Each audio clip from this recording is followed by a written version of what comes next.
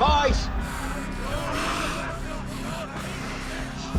I'll pay the bloody ransom. Gold, sapphires, whatever you want, just get her out of there. Brienne saved him, and I think Jaime just can't live with the idea that he would let her die in this way. Aside from the trauma of being mauled by a 1,300-pound bear, she's now dealing with the shock of seeing the last person she ever thought she would ever see again, who's there to save her life, possibly at the expense of her own.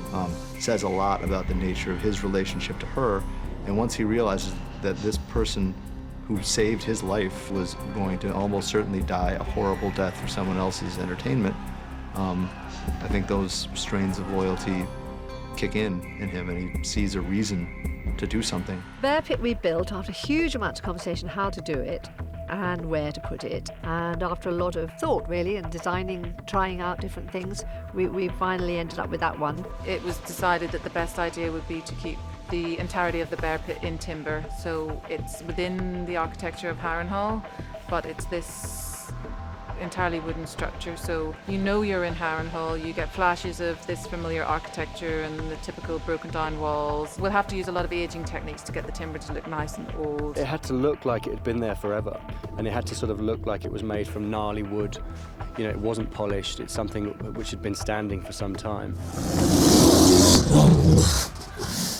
Get behind me. Will not. The bear pit fight is turned out sort of quite a little complex piece of action there, which is going to be split between shooting in Belfast in our bear pit and then also in LA where we have a real bear. The actors were not allowed to be in immediate proximity with Bart for safety reasons. It was a lot of fun, you know, getting him to do these things where he's clawing. It looks like he's clawing for Jaime, and what he's really clawing for is a cream pie at the end of a long pole. And he's apparently very, very sweet, and everybody has to clap for him, and he's just like this big 1,300-pound child diva.